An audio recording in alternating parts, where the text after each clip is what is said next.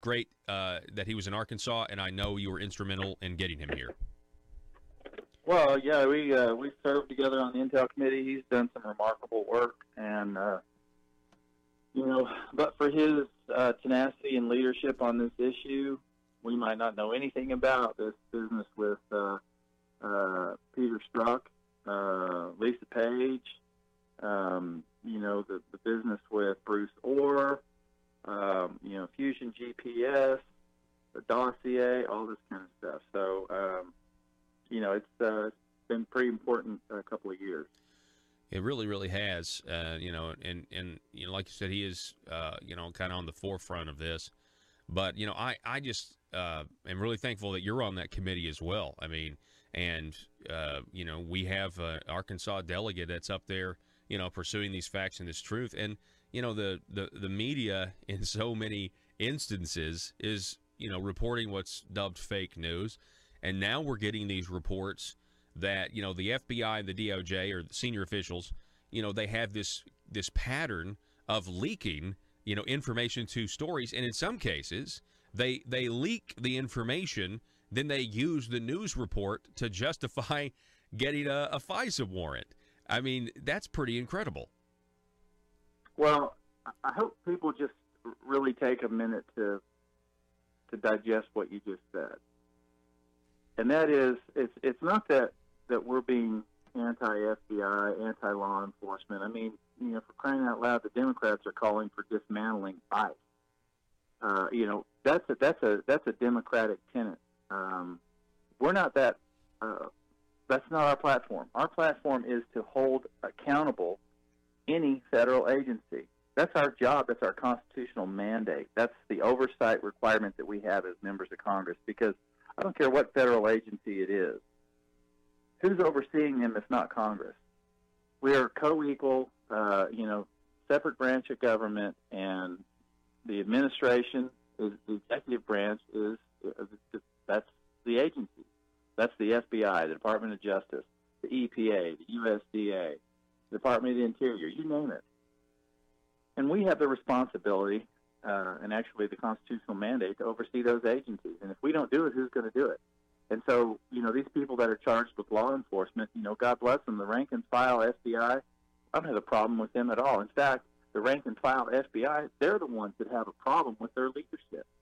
And if you ask these members that are out on the streets, that are out in the forward deployed areas around the world representing the United States and trying to make sure that, bad actors are brought to justice, they are not happy with this leadership and this cabal in Washington that's set about to try and dismantle the Trump campaign and really affect the outcome of the election. You want to talk about Russia collusion? We've got all the evidence you need to point to Hillary Clinton campaign and several DOJ officials that themselves were colluding with Russia to affect the outcome of the election. And so this is what this evidence is pointing to. And we said from the very beginning, we're going to go where the facts take us. And the facts have taken us and point to the irony of this whole thing is that the ones that were screaming about Russia collusion were the ones who were themselves engaged in Russia collusion. Projection and deflection, project the very thing you're guilty on, or you're guilty of on your opponents. That certainly seems what we're seeing here. One of the things I got to ask Chairman Nunes was, because people have been talking about declassification of some documents this week, the Bruce Orr documents and that sort of thing. But I asked him, I said, do you think the American people are ever going to get to actually see the FISA applications in the documents? And he said, yes, I believe that they will. Do you think that as well? Yeah, I think, there's obviously a process by which this happens. There's probably one of two or three ways that where this could materialize, and certainly the president is going to have a say in that. He ultimately can.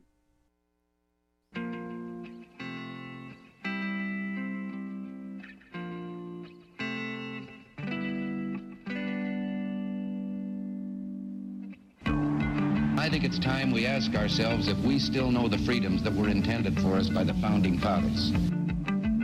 They seem to be in full-scale retreat from spending cuts and are talking about raising people's taxes again And I have only one thing to say to the tax increasers. Go ahead, make my day. If we lose freedom here, there's no place to escape to. This is the last stand on earth. Those who would trade our freedom for security have embarked on this downward course. Whether we believe in our capacity for self-government or whether we abandon the American Revolution and confess that a little intellectual elite in a far distant capital can plan our lives for us better than we can plan them ourselves. Conduit News Radio with Paul Harrell is on now. Hello, ladies and gentlemen. Welcome to the program. Thank you so much for starting the beginning of your week with us here. It's the intersection of conservative ideas and reality where we are building a liberty machine, and we are so glad that you are with us. The phone number, as always, is 870-275-9799. You can call or text that number, 870-275-9799, if you want to contribute to the program. Also over at facebook.com/Conduit News, as well as our YouTube channel. And as always, broadcasting at conduitnews.com as well. Man, there's some great stories out there. I don't know if you've seen any of them, specifically with the state corruption scandals. We'll get to some of that. There's a little bit more information out there, thanks to a Saturday article that ran in the Arkansas Democrat-Gazette, talking about Preferred Family Health Care, this defunct Medicaid company out of Missouri. We'll talk more about that. In a nutshell, when you have a nonprofit Medicaid company, what do you need? You can't manage that by yourself. You need to then take the taxpayer Medicaid money and you need to send it to a private company to manage the nonprofit, right? To manage that. That's what this is all about. We need to. It just so happens that the heads of Preferred Family Health Care also happen to own the for-profit management company, and they were paying themselves lucrative amounts of money. Anyway, that's a very interesting story if you want to take a look at that. Also, we're going to be getting to this at the bottom of this hour. Gene McVeigh with a guest piece over at conduitforaction.org, which really builds on some of the documents that Judge Tim Brooks released in the public corruption trial of John Woods, now convicted Senator John Woods. I didn't realize this, but did you know that Senator John Woods tried to join the National Guard? I know. My first thought was pudgy, too. John Woods tried to join the National Guard while he was under investigation by the FBI. Isn't that a very strange thing to do? Well, Gene McVeigh thought so, and he really uncovered he uncovered this that was in the documents, and he's written a whole article about it. Of course, Gene McVeigh, military veteran, and also a Republican pioneer here in the state of Arkansas, has been on the show a few times. We'll have that story for you at the bottom of this hour.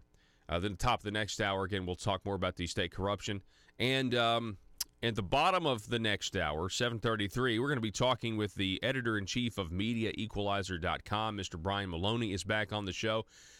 And it's really fitting because I had scheduled him to come on the program today to talk about Dianne Feinstein, to talk about what the left is doing to try to sabotage the nomination of a Supreme Court nomination of Brett Kavanaugh.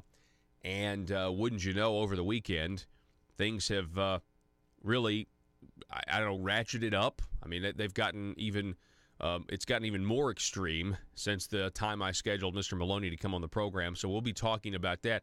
And that's where I want to start this morning, actually. For those of you who don't know, there's a woman who's come forward who says that Brett Kavanaugh, when they were in high school, forced himself on her at a party. And this is now what the media is calling sexual misconduct 35 years ago. And keep in mind, though, now this is what's fascinating to me. According to reports, the Chinese spy, Senator Dianne Feinstein, and I say, of course, she's a Chinese spy because she had a Chinese spy within her detail for like 20 years, working for her office, representing her at international events or interacting with Chinese diplomats. And, of course, if you go through the history of Dianne Feinstein and you follow her political career, you maybe, take a time machine and look backwards, you can see she has a very cozy relationship with the Chinese government. You can actually chart Dianne Feinstein's rise to power with a mayor in China and his rise to power within the Communist Party. So, I think Dianne Feinstein was a mayor, too, and they both were mayors and kind of ascended the hierarchy, if you will. So that's interesting. So a lot of people have speculated, hey, look, is Dianne Feinstein really ignorant of the fact that she had somebody who was working for the Chinese government or essentially a spy? Of course, when the FBI told her, hey, this guy is loyal to the Chinese, she was apparently mortified that she had been so ignorant for the last 20 years. That's the Dianne Feinstein we're talking about here, right? Now, there's that phrase, oh, wow, I'm sorry, FBI, I didn't know I couldn't do that, meaning I didn't know I couldn't have a guy who's driving me around, who's working for the Chinese government, who I'm sending to represent me in front of other Chinese diplomats. I didn't know I couldn't do that. That's really the defense that Dianne Feinstein has here, and it's got some people speculating, given the fact that you've made a ton of money earlier on. Anyway, this is the same Dianne Feinstein who has a letter from this girl, this now woman. She's now a professor, and her name is Christine Blasey Ford. What a name that is. Are we now writing this? Is this like some sort of... I'm just saying that it's like this name is Christine Blasey Ford. I just think it sounds like something that you would read in a fiction book. I'm not saying that I do kind of. I know the classmate that was allegedly pulled him off of her. He denies the whole thing, said it never happened. But anyway, Christine Blasey Ford has come forward and said that this happened. Now, Dianne Feinstein had this letter from her back in June, and she did nothing with it. She didn't come forward. She didn't care enough, I guess, right? No, she said, no, we're going to hold this for political purposes. We're going to hold this all the way up until the week of the confirmation vote. I think the confirmation vote is scheduled this Thursday, according to what I read, this Thursday. And so now, of course, you have people thinking, And really what's going on here? I think the confirmation process is going to go forward. The White House stands firm on this. Hey, show this Democrat Gazette article. Do we have that pulled up? Because they had a reprint of something. Yeah, the GOP sticks by nominee for court. Kavanaugh accuser named. And so they're basically, the White House on Sunday said, hey, we believe Brett Kavanaugh has completely and totally denied these allegations 100%. And the allegations, again, are 35 years ago, there was a party, and the woman says that he forced himself on her and groped her, among other things. And apparently, something happened and she got out of there. Of course, you have Arizona Republican Jeff Flake, who is retiring. He says now we need to slow the vote. We don't need to vote this week. We'll see what happens.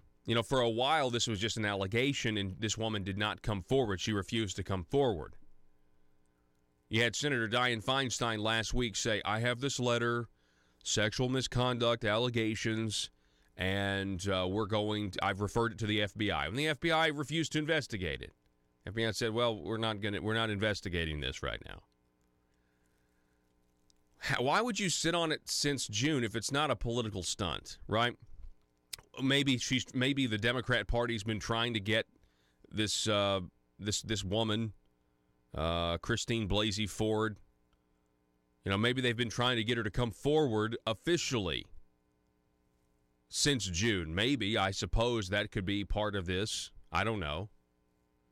But it certainly just reeks of politics. You know what I mean? And there's a lot of hypocrisy here with the Democrats, right? A lot of hypocrisy. You're going to start hearing Christine Blasey Ford, she deserves to be believed. She's now 51 years old. She's a professor at Palo Alto University in California. And she comes forward now 35 years later and says that there was an incident. And, of course, what does the media label it? Sexual misconduct. Saying that she described an incident between the two in high school, alleging that Kavanaugh pinned her to a bed one summer in the 1980s and forced himself on her. Ford told the Washington Post that Kavanaugh groped her over her clothes, grinding his body against hers, and clumsily attempting to pull off a one-piece bathing suit and the clothing she wore over it. The professor says, I thought he might inadvertently kill me, Ford said. He was trying to attack me and remove my clothing. Brett Kavanaugh says, I categorically and unequivocally deny this allegation. I did not do this back in high school or at any time. I'll go over to the Zero Hedge article, Joe. I'm sorry. I switched articles on you without telling you. So the Judiciary Committee chairman, Chuck Grassley, who is largely responsible as to determining really or influencing whether this is going to come to a vote this week. Quote, he writes, he sent out a letter Friday morning, 65 women who knew Kavanaugh when he was in high school. We are women who have known Brett Kavanaugh for more than 35 years and knew him while he attended high school between 1979 and 1983. For the entire time we've known Brett Kavanaugh, he has behaved honorably and treated women with respect. We strongly believe it is important to convey this information to the committee at this time, they added. Grassley's office said that Kavanaugh has undergone, listen to this, because it's not like Kavanaugh wasn't on a court or a judge the last 35 years, okay? In this last 35-year process, he has moved up the judicial ladder. Kavanaugh has undergone 6 FBI investigations since 1993, and no such allegation resembling this anonymous claim, which it was anonymous at the time this was written, was included in the FBI reports. Let's see here. Of course, Chuck Schumer, Dianne Feinstein, Kamala Harris, they're freaking out. Hey, this is another thing that people aren't talking about. You know what the Democrats are really doing? You know what they did a couple of weeks ago? Do you remember when Cory Booker, the senator from New Jersey, remember what he said when he compared himself to Spartacus when he was going to release some email he wasn't supposed to release, but it was a big nothing burger? You know what the Democrats were doing at that time? They were fundraising.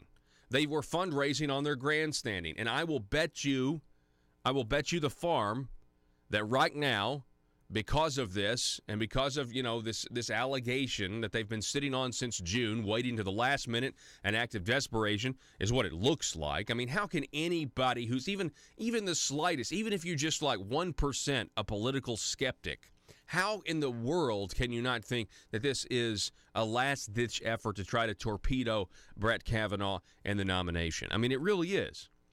But anyway, so they're fundraising off of this. They're going to try to say, the people that are going to believe this 100% because they want to believe it, because they don't, Brett Kavanaugh is and let me tell you this, I haven't seen this yet. But because of it's an allegation of an attempted sexual assault. That's the allegation, an attempted sexual assault. And the fact that Brett Kavanaugh might undo Roe versus Wade, you know where this is going, don't you? You know the argument the left is going to make to fundraise off of this, right? They're going to say, I'm just saying, this is what they'll say. That, Brett Kavanaugh attempted to rape this woman, and he wants to make it safe, he wants to make women carry children, from rape, as a result of rape. That's where this is going. If it hasn't gotten there already, I'm telling you this week, that's what you're going to hear. Because the reason they oppose Brett Kavanaugh is because the balance of court it's not just the balance of the court, it's the concept of potentially ending what has been a mass genocide since 1974 of, 50, 60 million children in their mother's wombs snuffed out. More than that when you consider the babies would have had by now. That's what this is about. And they're going to frame this politically any way they can to try to get advantage, try to raise money. And some of these people are just opportunists, like Cory Booker, Kamala Harris. They want to run for president. They want to run for president. Listen to this tweet, though. Let's see here. At Pink about it. At Pink _about_it. Democrats believe Christine Blasey Ford's allegations against Kavanaugh fully because victims should be taken seriously. Also, Democrats Keith Ellison abuse allegations do not have enough evidence despite a 911 call which actually exists. Talking about Democrat Keith Ellison, rising star in the Democrat Party. There actually are abuse allegations and a 911 call to back it up, but they're not going to believe. It's just to show you that it's so subjective. I mean, look at what Hillary Clinton did, to the women that were accusing Bill Clinton of rape and sexual misconduct. You destroy them. 35 years ago, though, wow. I mean, that's a long time. And they've had it since June. I mean, I'm going to keep coming back to that, right? If you've had the letter since June, why did Dianne Feinstein wait till last week to give it to the FBI? Because it probably would have maybe been investigated, maybe brought up in the committee, and they would have, it wouldn't have. It might have slowed things down for a week. But see, they just want to buy themselves. They want this. They do not want Brett Kavanaugh, for some reason, confirmed before October, right? They want to use, I guess, they would rather the GOP confirm him in October and give them more momentum, more fundraising capabilities, trying to push through this takeover of the House of Representatives. The phone number is 870-275-9799. Let me know what you think here. I'm just wrapping my head around this as well. What do you think about Christine Blasey Ford in this 35-year-old allegation that's just now coming forward? What do you think about Senator Dianne Feinstein, who's had this letter from her since June and only last week said she referred it to the FBI for investigation? The FBI says, no, we're not going to investigate this. Then the woman now comes forward, and the vote is supposed to be on Thursday. Let me know. Sound off in the comments section at facebook.com/Conduit News or our YouTube page, Conduit News. Back in just a moment.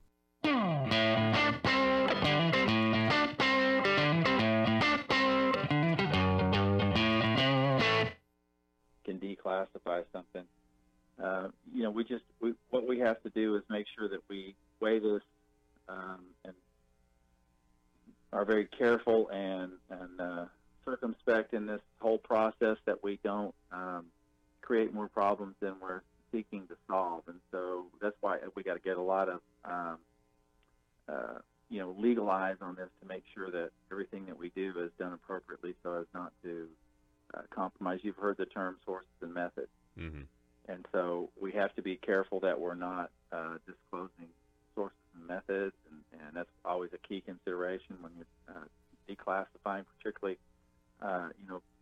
this type of information. But it's interesting to note that there's a couple of things that people should be aware of.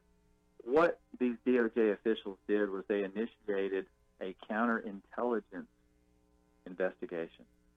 So you might hear it called a CI investigation. Do you need conservative legislation killed? Or do you need policies enacted that ensure government growth? Then you need to get Nephewed. Hi, I'm nephew number 1 of uncle, nephew, and nephew, attorneys at law. I'm not a lawyer, but I am a senator. And I'm nephew number 2, and I am a lawyer and also a senator.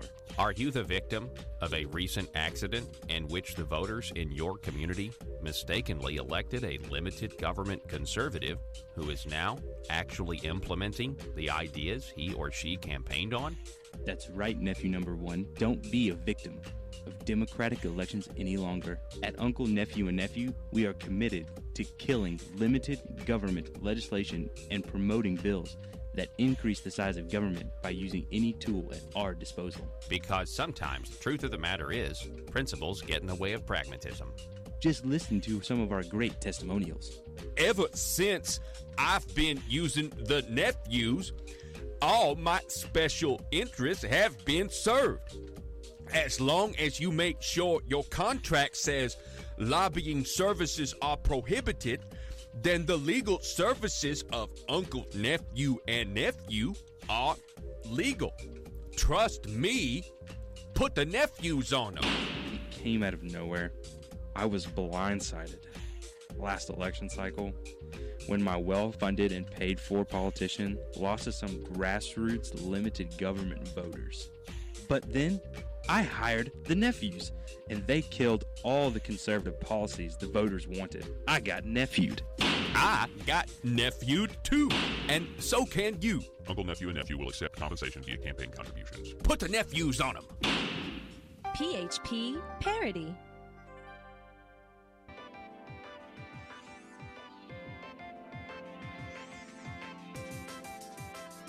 Conduit News Radio with Paul Harrell is building a liberty machine. Find out more at conduitnews.com. So today is September 17th, and that is the day that most people don't realize we celebrate Constitution Day. Happy Constitution Day to everybody out there.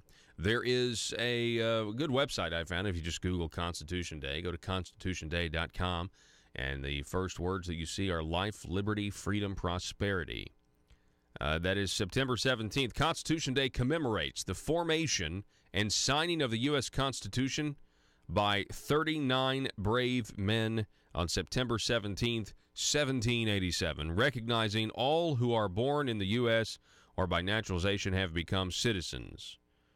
Let's see here.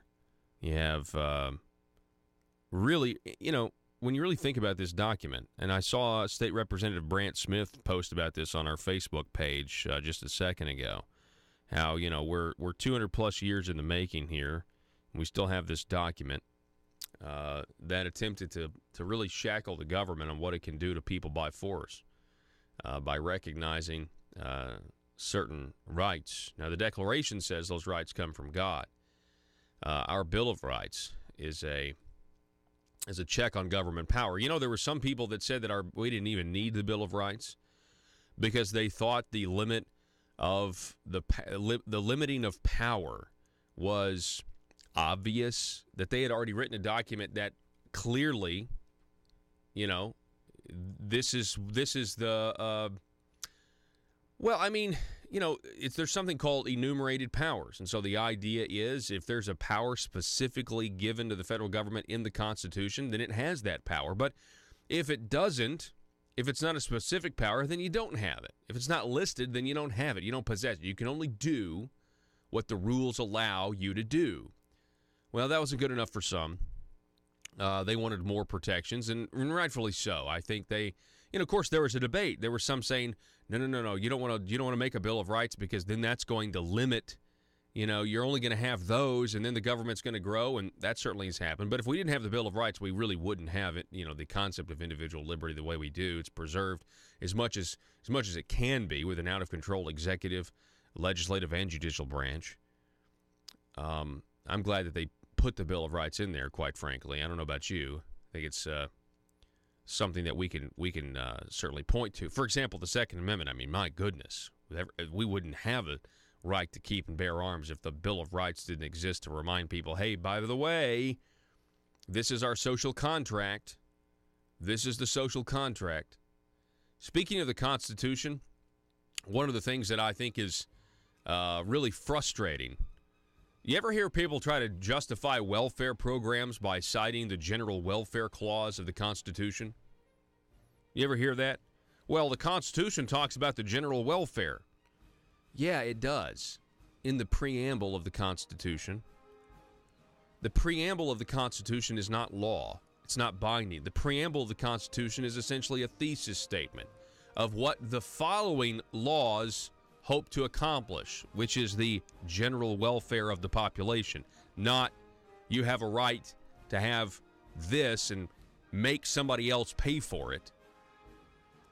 I would encourage all of you to go read the preamble of the Constitution. They thought a limited government that protected the rights of its citizens was best, and that's what they set out to accomplish. And if you read the preamble, it's pretty clear. Back in a moment. Citizen, not only a U.S. citizen, but a political campaign. First time in history that's ever happened. If you got a problem with this campaign from a legal standpoint, then just initiate an investigation. It doesn't need to be intelligence. So what they did was they leveraged, really, and I think misled the FISA court so that they could use the CI umbrella, an enterprise investigation, which basically means they're simply, no defined parameters with no timeline, and gives them all kinds of latitude to do whatever they want. And keeping in mind, of course, that this is a U.S. citizen in a political campaign. I mean, there's no precedent for this at all. I mean, it's the first time it's ever happened, I believe, in history. And so, you've got to wonder at this point, did these DOJ officials just do this of their own accord because they were just that amped up against the possibility of a Trump presidency? Or was there some directive from higher up or somebody that said, hey, y'all need to do this because we got to make sure that Hillary wins, and so whatever you got to do to ensure that happens, go on ahead and do it. Use whatever means necessary to make that happen. I don't know. We'll get the answer to those questions at some point in time, but what we do know is if there was evidence of collusion on the part of the Trump campaign, you can bet we'd know about it. Not only would we have uncovered it, but you can bet that Adam Schiff would have gone straight to the first camera he saw and told everything he knew, because that's exactly what he does. I've been, I when it all comes out and when everything's, when it's all said and done, I just hope that the media, I hope the media actually reports on it. And when I mean the media, I mean the mainstream media, the ones that have sensationalized this idea of Russian collusion, and they've got a significant portion of the country that believes that somehow Donald Trump stole the election, and so they don't have to confront the fact that leftism was rejected. Maybe people are more concerned with the economy than they are with what pronouns that they need to use to be politically correct. And so because of that, and I mentioned this in the first hour, because there's a lot of people that think that the election was somehow, Russia influenced, or let's just say it was stolen from the Democrats. They don't want to admit that Hillary might be the worst candidate ever. Now we have these Silicon Valley giants that appear to be putting their thumbs on the scale here by censoring conservative content and things like that. And I don't know, and this is an honest question, I don't know, does the government get involved here?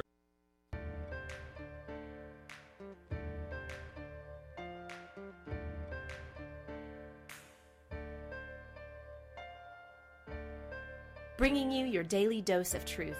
It's Conduit News Radio with Paul Harrell. We'll talk more about, we'll say this, we'll talk again about this Brett Kavanaugh situation, the sexual assault accusation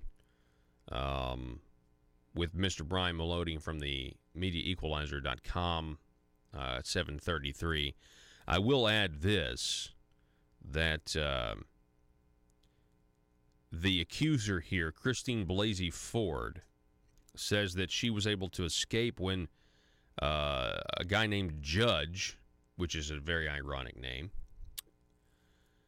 a guy named Judge jumped on top of her and Kavanaugh and dislodged the two.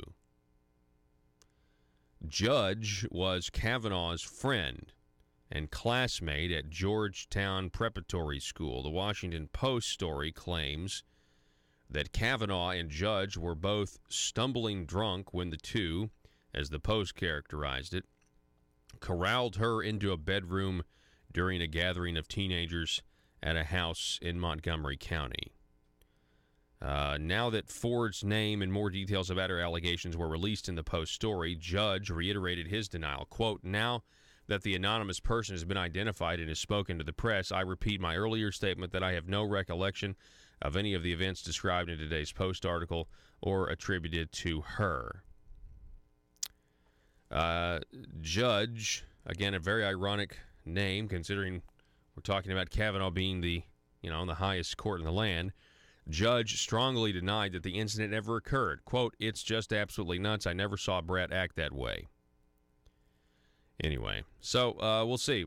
Is this going to be a successful attempt by the Democrats to torpedo a vote on Thursday? We'll see. Folks, over at conduitforaction.org, that's conduitforaction.org, there was a story that dropped Friday after we got off the air. The guest author by Gene McVeigh, a Republican pioneer, a veteran, and we thank him for his service. But he uncovers, Judge, one of the top 5 stories 2 weeks ago when I was on vacation, I came back and I told you there were top five stories that I missed while on vacation, and one of those was the fact that Judge Tim Brooks, the judge in the John Woods bribery public corruption case, John Woods is now a convicted felon, going to go to jail for 18 years. He unsealed all the documents in the court case. Now, this was a treasure trove. It's over 500 documents. We found out that somebody was offered or was asked for a bribe so that John Woods wouldn't run against them in case they got put in the same district together. That's somebody we now know, by his own admission, is Senator Jim Hendren, who said, yeah, that was me. Now, Senator Jim Hendren refused to wear a wire. Now, so we know that. That was very, very interesting. But I didn't know that John Woods attempted to join the National Guard. Gene McVeigh writes that before his indictment for bribery, Senator John Woods had plans to join the Arkansas Air National Guard like his friend, Senator Jim Hendren, and like Asa Hutchinson's law partner turned U.S. attorney, joined the Arkansas Army National Guard, Dak Keese.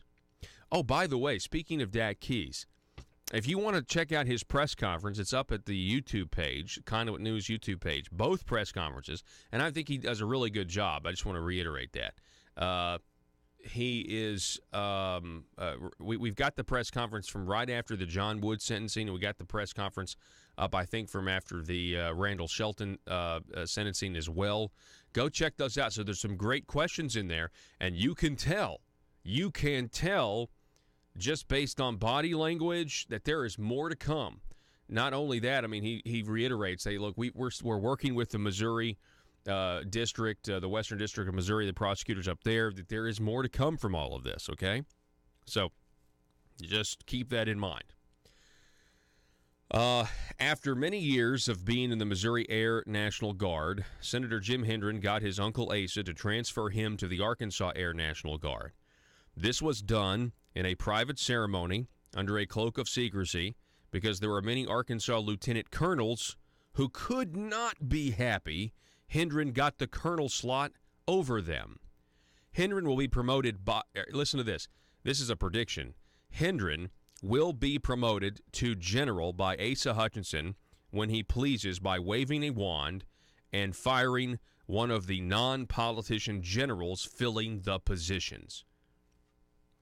Huh. You think that's true? That would be pretty big news. It was big news when Senator Hendren was transferred from the Missouri Air Guard to the Arkansas Air Guard because it was done in a secret ceremony. The only reason we know about it, press wasn't allowed in, but somebody accidentally tweeted a photo of the ceremony, and it got out there, and it raised red flags everywhere because immediately you start thinking, uh-oh, is Senator Hendren going to leapfrog over a bunch of people and get the promotion? This odd fact was revealed when the court released text messages between Representative Mike Neal through his attorney to the FBI.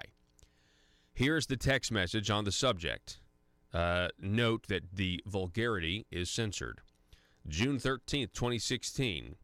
He, John Woods, also said he had a great visit with the Air National Guard and he has to lose 45 pounds to go in as an officer. I told him he looked like he was doing better, and he said he'd lost 10 pounds. He said it's also better when you stand up and say, that's enough, and tell them to go perform a sexual act, let's just say. So Gene McVeigh writes that John Woods trying to join the Air Guard might be considered odd because, one, he was almost 39 years old. Two, he was way over the weight limit, and from the text message, it appears he was ready to push his way into the Guard, even if he didn't lose all the weight. Three, he was confident he would be able to become a military officer because of his connections. Four, he was already making a lot of money, including legislative salary and per diem, and was raking in big money from bribes but a colonel like Senator Hendren was getting paid about $1,546.64 per weekend and $5,413.24 for annual training, for a total of about $23,972.92 extra per year without flight pay and other benefits. 5, at the time he was trying to get in, he also knew he was under serious criminal investigation by the FBI. Now, I want to talk about that 5th one. Gene McVeigh is right here. That is odd. He knew he was under serious criminal investigation by the FBI. So why are you trying to get into the Air Guard? It's very, very strange. So Gene McVeigh has some speculations here. He writes, this raises an interesting question. What if John Woods thought he could join the Air Guard as a way to avoid being prosecuted in federal court? If you are tried in a military court, then you can't be prosecuted for the same conduct in a federal court. This would be a brilliant strategy that only somebody like Colonel Jim Hendren or Major Dak Keese would understand. Asa Hutchinson is Commander-in-Chief of the Arkansas Army and Air National Guard. Gene McVeigh goes on and writes, he appoints the Adjutant General of the Arkansas National Guard along with the Assistant Adjutant General for the Army National Guard and the Assistant Adjutant General for the Air Guard. It would be highly unlikely that anybody like Senator Hendren could jump over hundreds of officers who have served for years and participated in numerous combat tours unless his uncle was the governor. Gene McVeigh writes that when he was commander in the Arkansas Air National Guard, I fought off political influence, he writes. My men and women were trained and ready to go into combat on a moment's notice. I served under 10 governors, and none of them fired me. After 34 years, I retired, and the governor, through his representative, asked me to take the position of Assistant Adjutant General for the Air National Guard. I respectfully declined. I was asked a total of 7 times to take the 1-star general position and declined 7 times. I retired from the federal government and the Guard on the same day at age 54 and completely debt-free. I had given 34 years and had other plans. Some people would sell their souls to become a general, not me. Service in the National Guard, Gene McVeigh writes, is extremely hard work, unless you're a politician with special privileges. John Woods probably figured he could be in the military like Jeremy Hutchinson and others were working for law firms and not actually do any work. Maybe Woods figured he could have some kind of sham trial of the National Guard and walk away from federal prosecution. The trial could be conducted under a cloak of secrecy like Colonel Hendren's ascension or in a back alley off of Chester Street. Woods had some familiarity with military law as the lead sponsor of Act 1003, SB 795 of 2015, which broadened the military code of Arkansas. With Governor Hutchinson fundraising for John Woods and supporting him in every other way, it's logical to assume Asa would slip him into a lofty position in the National Guard without jumping through the hoops common troops are subject to. Governor Orville Faubus elevated a supply sergeant in the Army Guard to Adjutant General, jumping over 17 ranks. The sergeant decided he would be an Air Force general because he could be promoted to Major General faster. It was Major General Sherman T. Klinger, the Adjutant General of Arkansas, who assembled a force of 289 soldiers under command of Lieutenant Colonel Marion Johnson, when on September 4th, 1957, Johnson told 9 black students who were attempting to enter Central High School to return home. For a guy like me who hates fraud, waste, and abuse, Gene McVeigh writes, service in the Guard was a real challenge. To fight corruption, I was probably the only director who ever asked for Arkansas state audits. I wanted to make sure the 100 or so Arkansas state employees who worked for me were abiding by state laws. I have long advocated that the National Guard be abolished and members transferred to the Army and Air Force Reserves, where politics play a much smaller part. If the FBI is looking for corruption, the Arkansas Guard might be a fertile ground. There were several Department of Defense IG investigations during my time in the Guard, but that's like Lucky Luciano investigating Al Capone.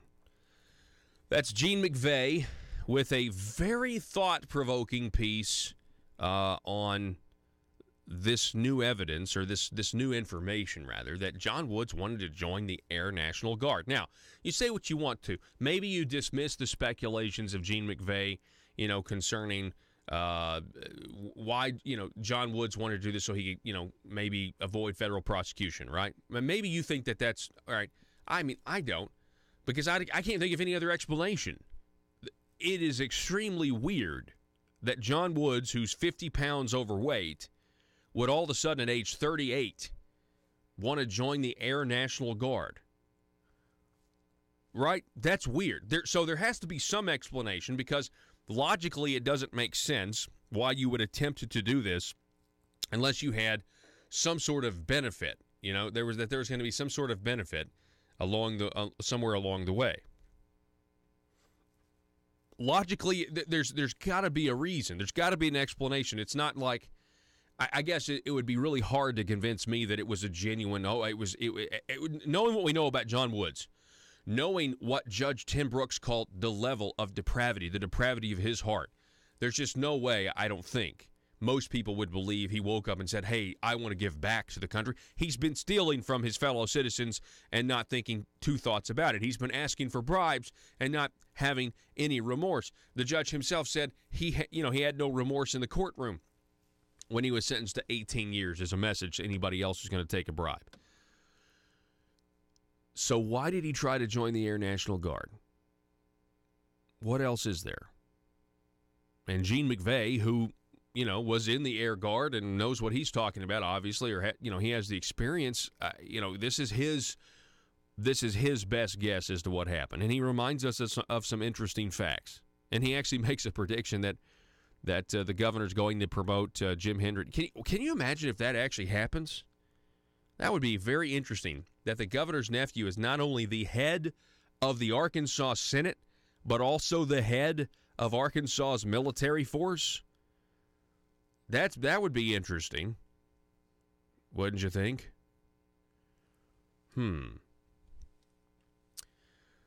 Okay, let me know what you guys think about this. 870-275-9799. That's 870-275-9799. And I'll say this, given the fact that there was no wire warn, you went to the prosecutor, said, hey, John Woods tried to get me to give him $10,000, and I'm reporting it. Not going to file an ethics complaint and not going to wear a wire when asked to, or when he refusing to cooperate with the FBI when they wanted to actually pursue this. Interesting story. Again, the headline, a wing commander on ASA politics and the National Guard, Gene McVeigh. You've seen him on Facebook. You've heard him on this program, and he's got this guest piece. Okay, we're going to take a break, going to reset. Hey, coming up at the top of the next hour, we're going to talk a little bit more about Arkansas corruption with the preferred family health care situation up in Missouri. There is new information on that. We'll have all of that. And Mr. Brian Maloney from MediaEqualizer.com coming up at 7:33, going to talk more about this Brett Kavanaugh situation and whether or not this confirmation process is going to be torpedoed like the Democrats have planned, really. Back in just a moment. Russellville-based firearms manufacturer Omega are making clones of the most notable German firearms in the world. These delayed rotor-lock firearms have been and are currently used by law enforcement and military worldwide. At Omega, they manufacture their guns right here in Arkansas and produce the best reproduction in the marketplace that comes with a complete 5-year warranty. At Omega, they take firearm manufacturing seriously and offer discounts to active and retired law enforcement. Whether you're using Omega firearms to defend the public, defend your family, or for target practice, Omega has your back. For pricing, go to omega-guns.com. That's omega-guns.com. If you're like me, you believe that small business is the heart of Arkansas's economic engine, and it should be viewed that way by the politicians in Little Rock. Conduit for Commerce also believes, like you and I believe, policies that achieve less regulation and lower taxation help small business in Arkansas thrive. Other policies like small, constitutionally consistent government and reducing citizen dependency on government keeps it from growing and expanding its influence on our daily lives. Conduit for Commerce works every day to educate the general public and legislators on these important priorities in the name of Arkansas small business. By the way, contributions to Conduit for Commerce are tax deductible. Log on now to conduitforcommerce.org and click on Contact Us on the right side of the page. That's conduitforcommerce.org. Go there now and learn the facts on protecting small business in Arkansas.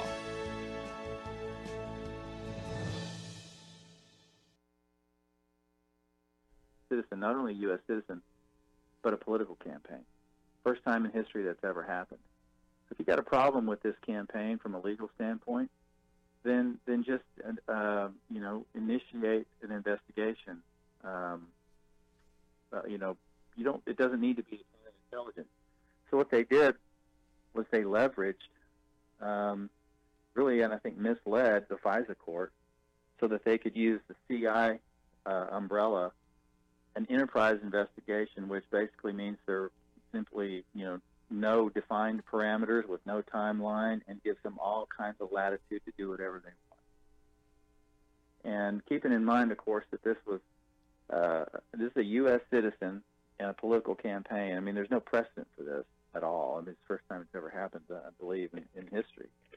And so, you've got to wonder at this point, did these DOJ officials just do this of their own accord because they were just that amped up against the possibility to drain the swamp in Little Rock? It's Conduit News Radio with Paul Harrell.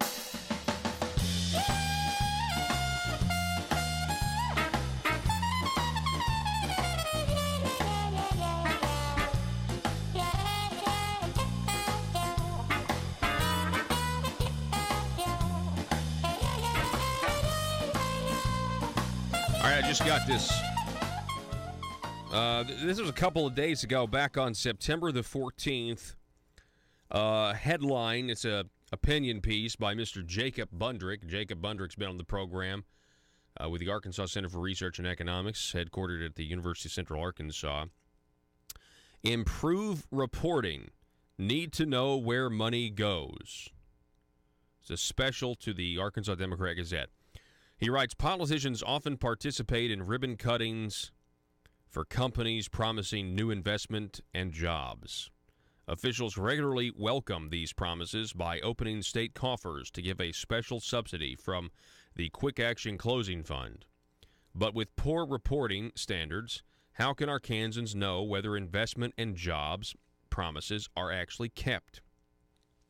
The Quick Action Closing Fund allows Arkansas's governor to provide discretionary cash grants to individual businesses in the hopes of creating economic activity. Despite this hope, a recent empirical study published in the Review of Regional Studies by myself and UCA Associate Professor of Economics Thomas Snyder found the Quick Action Closing Fund fails to increase employment and establishments in Arkansas's counties. Given this evidence, legislators should consider ending the Quick Action Closing Fund.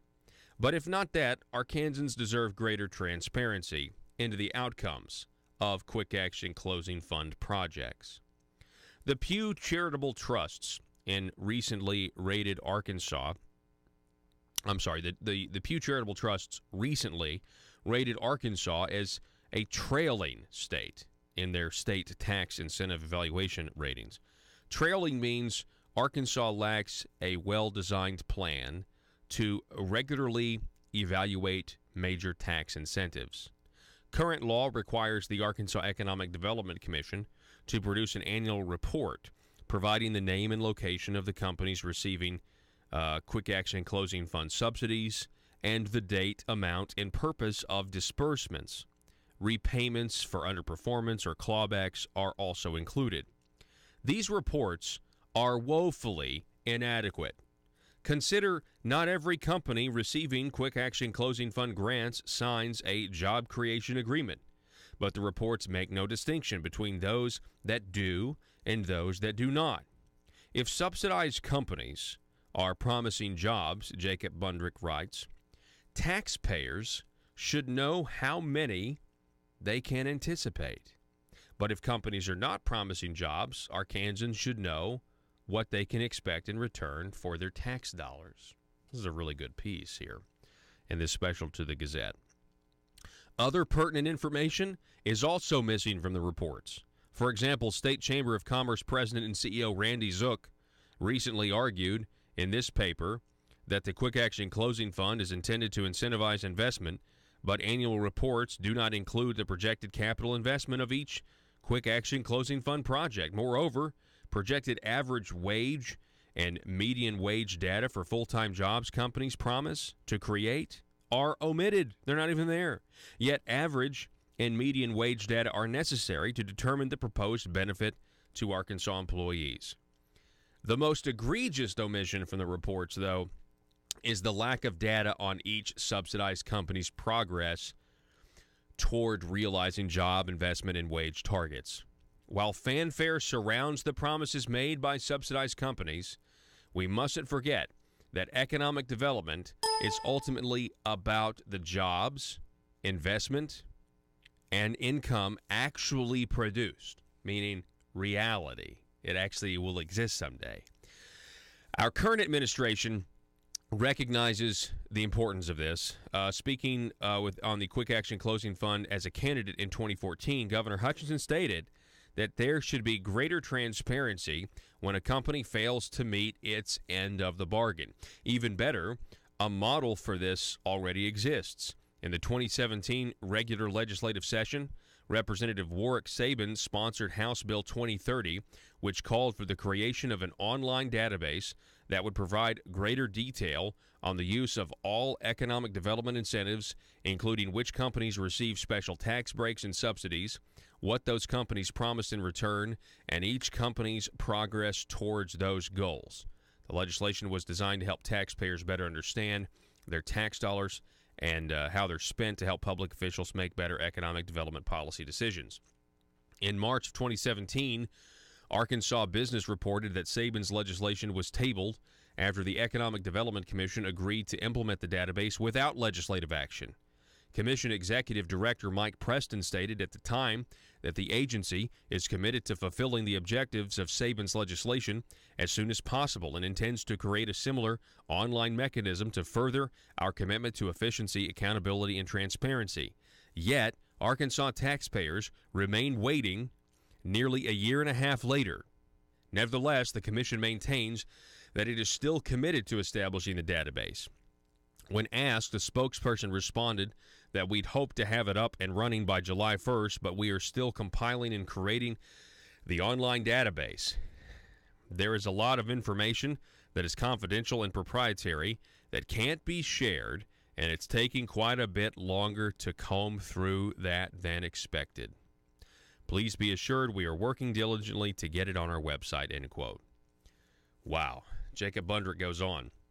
Make no mistake. The best policy action is to terminate the Quick Action Closing Fund and either return the savings to the taxpayers as part of comprehensive tax reform or use it to fund other more productive activities. Yeah, if you just gave it back to the taxpayers, you could eliminate the corporate income tax in Arkansas, by the way, with what they spend a year on this economic development incentive program. Based on the $185.7 million appropriated to the Quick Action Closing Fund since fiscal year 2008, eliminating the fund would save taxpayers an average of $16.9 million per year. At the very least, Arkansans deserve policy actions that increase transparency into the Quick Action Closing Fund. How public dollars are spent should not be private information. Yeah, so that whole proprietary stuff, you're taking taxpayer money, so you got to open up the books. By the way, since when, remember when the left, and I know Warwick Sabin's a Democrat, but everybody on the left used to be against corporate welfare. Remember that? I guess it only applies to, you're just mad at oil companies because of the environmental aspect, but corporate welfare is picking winners and losers. It's bad wherever it is. The news and talk of Northeast Arkansas. This is News Talk 101.3 FM and 1230 AM KBTM, Jonesboro, an EAB radio station. Some directive from higher up or somebody that said, hey, y'all need to do this because we got to make sure that Hillary wins, and so whatever you got to do to to ensure that happens, go on ahead and do it. Use whatever means necessary to make that happen. I don't know. We'll get the answer to those questions at some point in time, but what we do know is if there was evidence of collusion on the part of the Trump campaign, you can bet we'd know about it.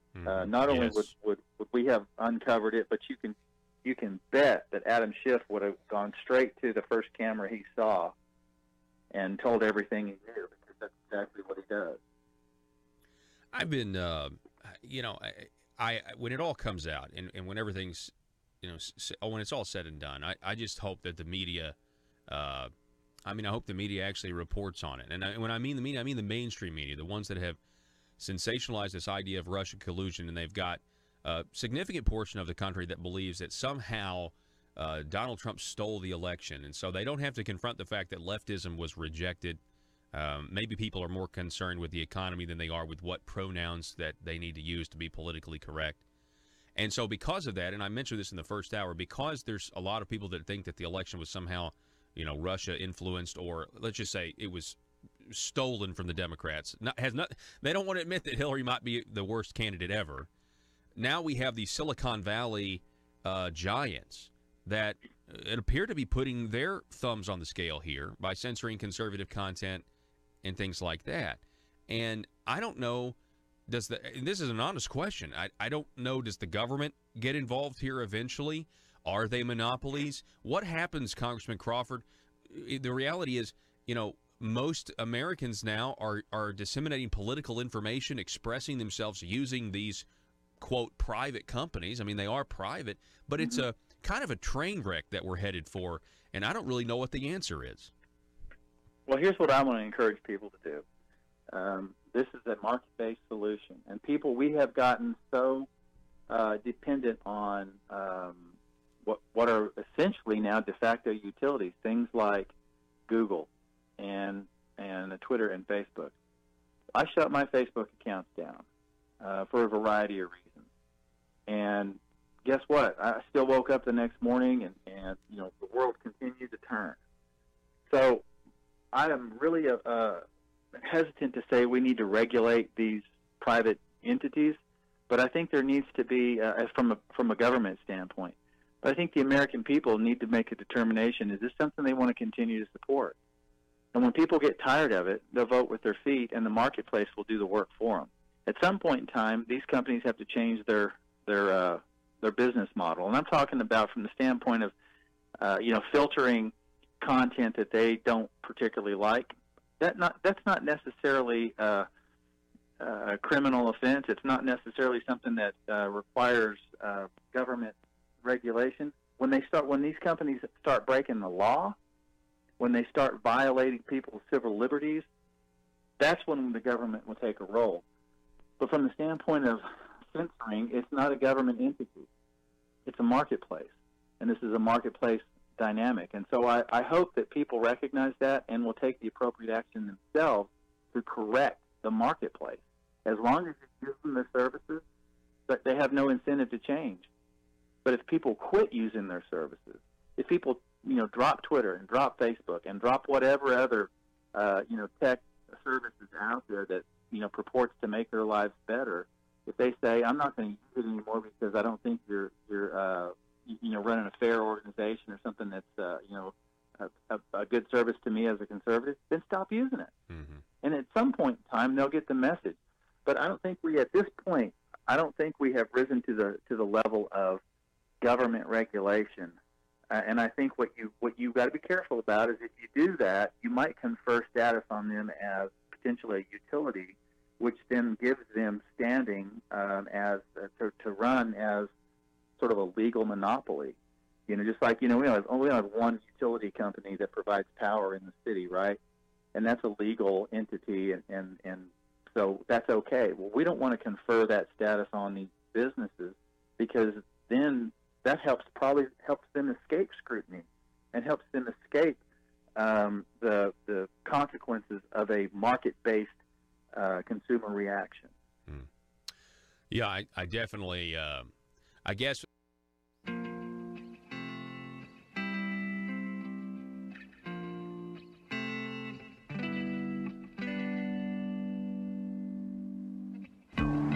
I think it's time we ask ourselves if we still know the freedoms that were intended for us by the Founding Fathers.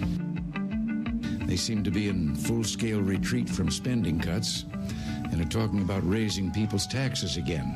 And I have only one thing to say to the tax increasers. Go ahead, make my day. If we lose freedom here, there's no place to escape to. This is the last stand on earth. Those who would trade our freedom for security have embarked on this downward course. Whether we believe in our capacity for self-government or whether we abandon the American Revolution and confess that a little intellectual elite in a far distant capital can plan our lives for us better than we can plan them ourselves. Conduit News Radio with Paul Harrell is on now. Welcome, ladies and gentlemen. Thanks so much for being with us. Hour number 2, and those of you just joining us, I want to say thank you for starting the beginning of your week with us here at the intersection of conservative ideas and reality. We're building a liberty machine here. Had a lot of good information in the last hour. You can get that at conduitnews.com. Click on the podcast or video archives. SoundCloud, iTunes, try to make it available as much as we can. We're going to start with the news that came out Saturday. We have Eric Besson reporting in the Gazette that, I guess it came out on Sunday then. This came out on Sunday in Sunday's Gazette. There are files that now show that the executives of the nonprofit Preferred Family Health Care netted $17 million, meaning what it appears like they grifted $17 million with the deal. Now, here's the issue. This Missouri nonprofit, Preferred Family Health Care, this is a very much a federal matter because it involves Medicaid fraud, but on a giant scale. And it's not just localized to Missouri. You need to remember that. It obviously it's affected us here in Arkansas because Arkansas had contracts and they wanted to keep those contracts. But Arkansas was contracting and using our Medicaid money, right, and paying them, and they had they were providing services, with clinics across the state of Arkansas and everything else. It finally got bad enough, and the corruption was so obvious that they were bribing so many legislators, and there was all these guilty pleas and convictions that the state, only when they were forced to, did they finally say, okay, we'll cancel the contracts. They really didn't want to cancel these contracts. So not only is it not localized in Missouri, it affects Arkansas. They've been bribing Arkansas politicians, but they were also bribing lobbyists in New Jersey, okay? The New Jersey lobbyist pled guilty in December, and that's who Rusty Cranford tried to have killed, according to the government. Now, this also really honestly has ties to Washington, D.C. There's no telling how big this thing could get because, Medicaid funding comes from Washington, D.C. It's a federally administered program. Yeah, the state has to kick in a portion, but that's why the feds are involved here, and this is a big deal. You can't use taxpayer funds in the form of Medicaid to then bribe legislators, okay? You also can't set up a skim operation where you are paying yourself taxpayer money, essentially laundering it through some bogus service, and that's exactly what these executives at Preferred Family Health Care attempted to do. Last week, I told you about a guy named Keith Noble.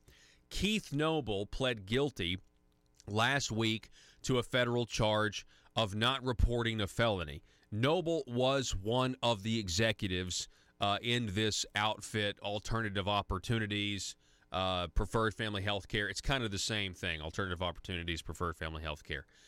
Let's see, it keeps going here. Noble took a plea last week.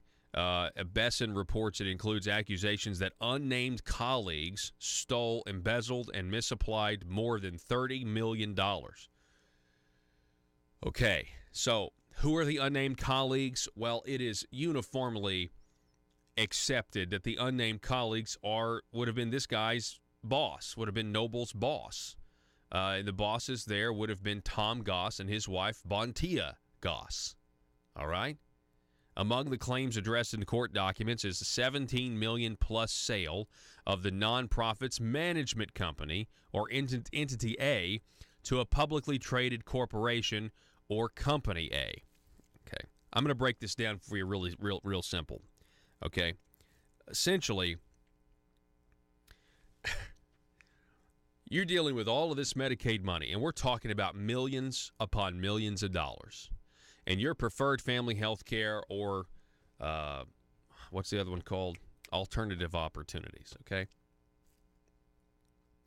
And Tom and Bontia Goss and this noble guy, you know, they're working for this Medicaid company. And it's not for profit, right? There's a lot of profit in not for profit, but it's a not for profit company. But, you know, it's really hard to manage this not for profit company that's dealing with millions and millions and millions of dollars.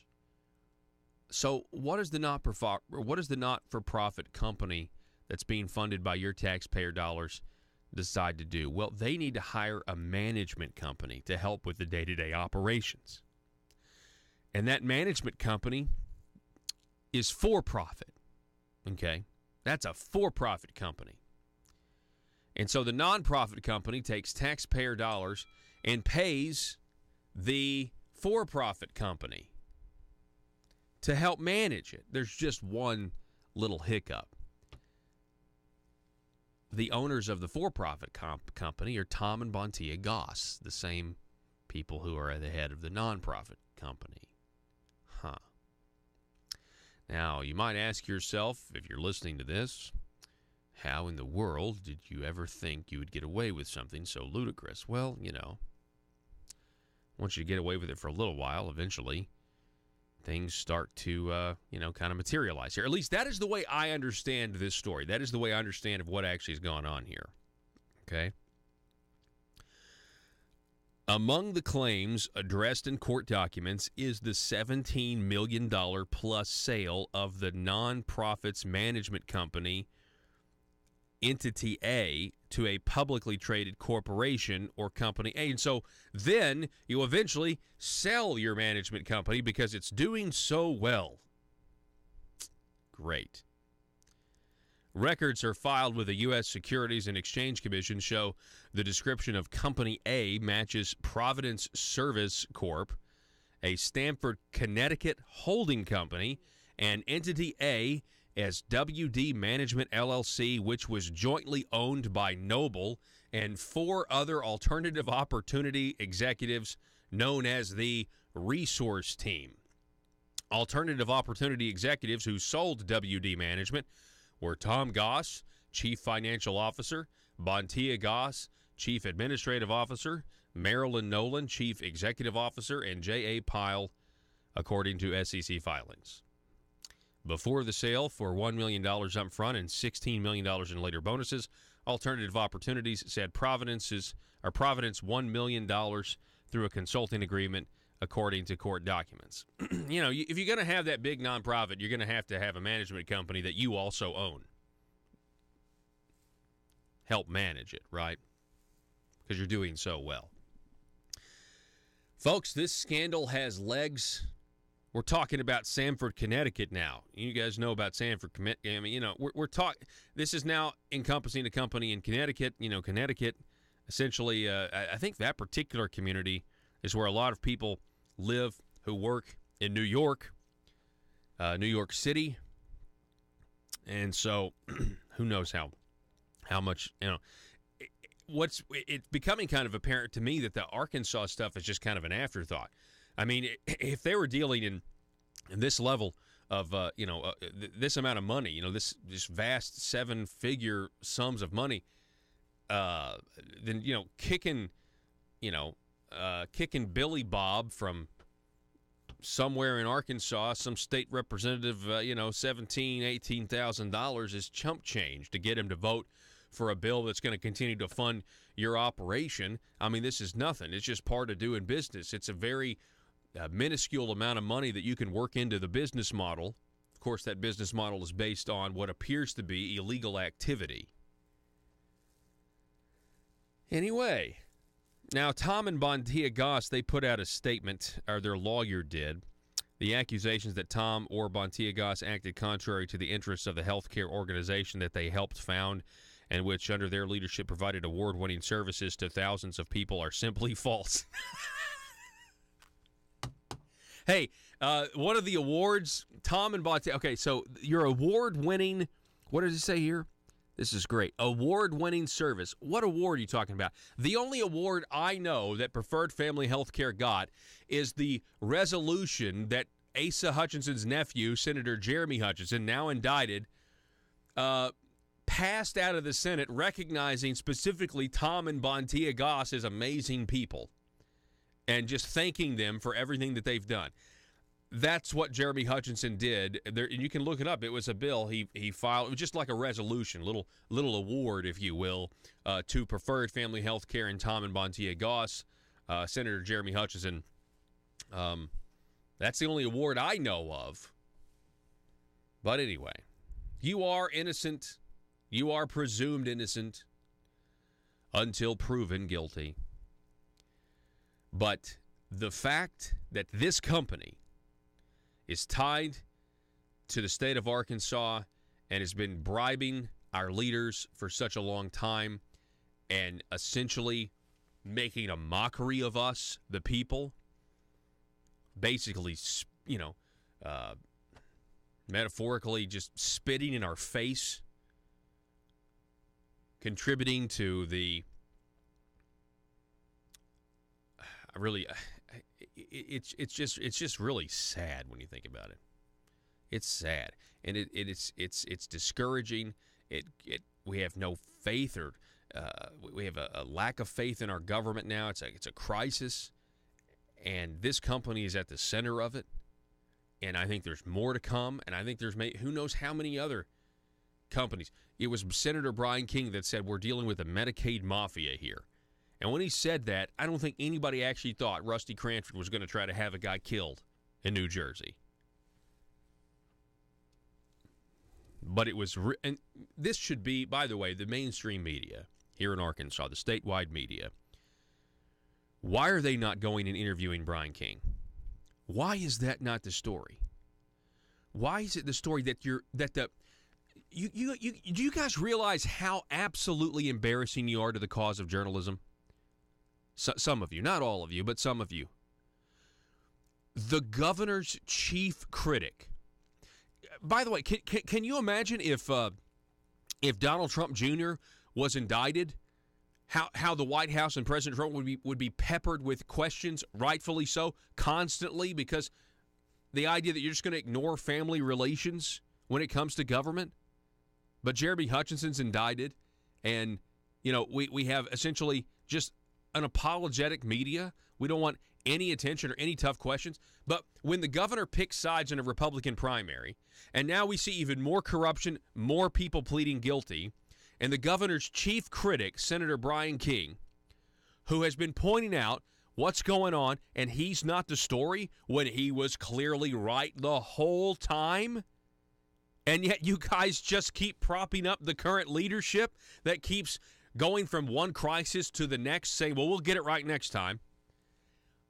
And then the governor's other nephew doesn't cooperate with the FBI when John Woods goes to him and asks for a bribe, and then he doesn't file an ethics complaint, and then that's the guy that's now trying to lead the Senate in a better ethical direction.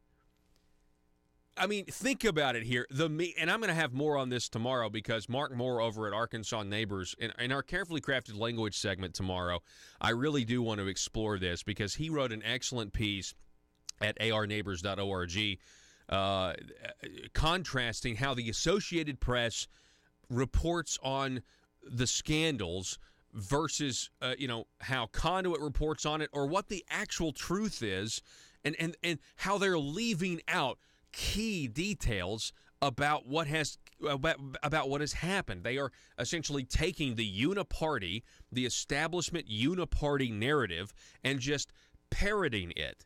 I mean, and who knew that? In our parodies, ASA News, the parrot, it's a real thing, folks. These guys really do just, and I don't know why. I mean, it's because, come on. if there's any journalists out there, we're supposed to be speaking truth to power. Look, I'm an opinionated guy. I'm clearly on the right. I tell people that. So what's the big deal, right? Like, I'm being honest. But when you try to cloak yourself as, in objectivity, you're misleading people when you're not actually trying to speak truth to power. Yeah, you're not going to be popular. You're not going to be popular. You're not going to be well. Journalists are not supposed to be well liked, right? You're not. You're just not. But everybody wants to get that gig on ABC News like George Snuffleupagus has. We got to take a break. We'll be back in just a moment. I see what you're saying, and I think I just wonder, in order for that to happen, in order for people to vote with their feet in a way and quit using it, I just wonder if there's going to be more revelations as to exactly, what some of these companies have been doing, whether it's privacy or whatever the case may be. Because my whole thing is, if you were to start, let's say, a competitor to Facebook, are you inevitably going to be relying on Google to get it to the top of the search results? And these companies seem to almost be colluding against, conservatives. Sure. Go ahead. Oh, I absolutely think that there is a level of collusion there in the marketplace with regard to tech companies that rely on each other to advance their own bottom line. And let's keep in mind that that's what this is about. This is about advancing their own bottom lines. And in the process, you find that Facebook, Google, Twitter, whatever, do provide a service and make your money, power, prestige, essence,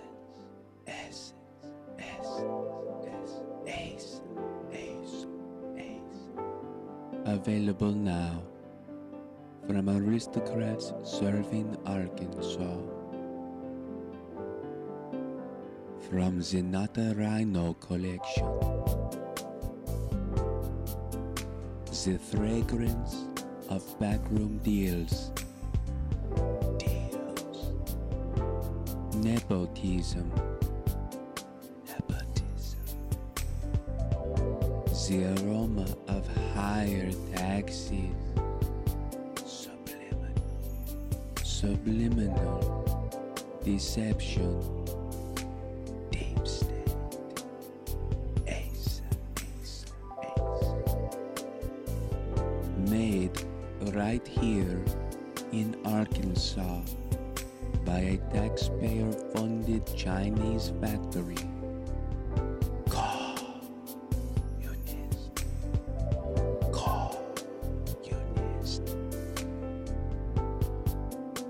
Every bottle carefully crafted for you. Gender neutral. Nothing says aristocrat like Essence of Bureaucrat. Essence of Bureaucrat by Asa. Available now in the Marble Palace gift shop. Paul Harrell parody.